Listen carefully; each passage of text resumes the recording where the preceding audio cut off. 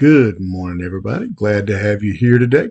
Appreciate you taking a few minutes, if you will. Take a couple seconds and like, share, comment on the post.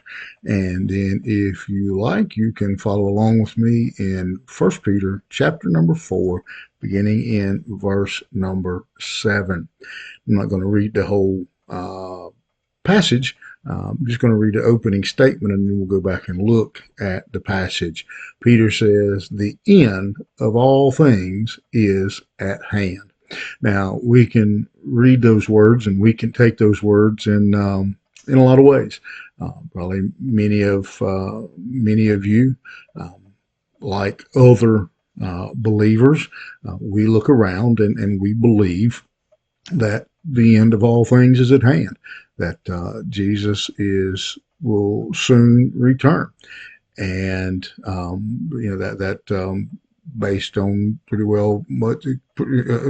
much all the prophecies of Scripture and reading the Bible, that would be I think, a fair assessment of the time. Although an honest assessment also says not only that it could be today, but an honest assessment says it could be 100 years from now. But either way, if you're human, your life is ticking, and the end of all things is at hand.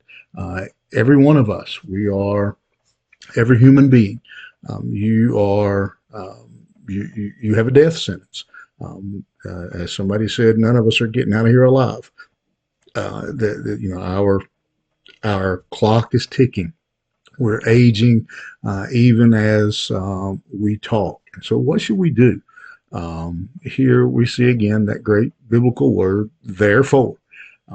What therefore? Because of the end of all things is at hand. So, because of that, be self-controlled, sober-minded, keeping love one another earnestly. Love covers a multitude of sins. Show hospitality.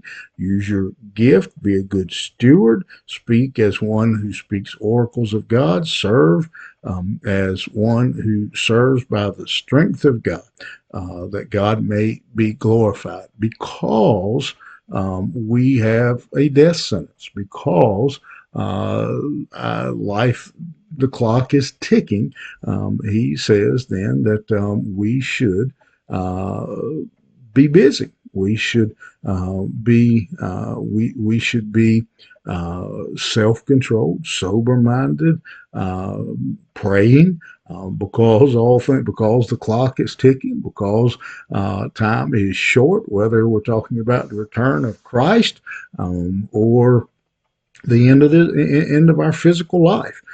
He says because of that, we should be committed to prayer. We should be focusing on our relationship with God. We should control ourselves, be sober-minded. He says you do these things so that your prayer can be focused on the things of God, that we love each other.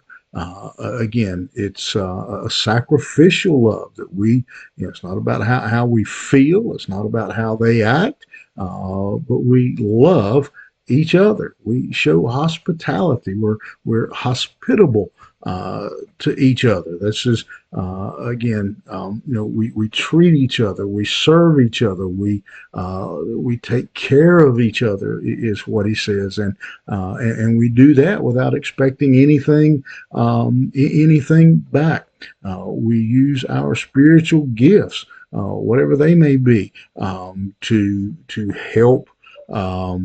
To help others, to serve others. We're stewards of God's grace.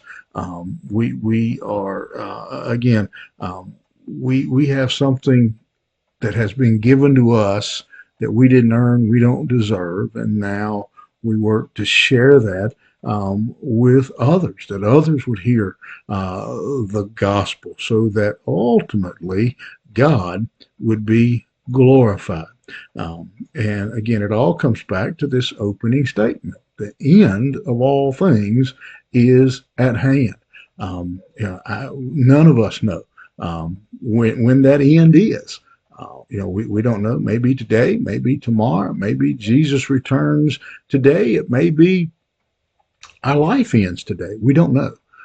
But Peter says, because we don't know, we should have different actions. We should think different, act different, live different, knowing that the end of all things is at hand.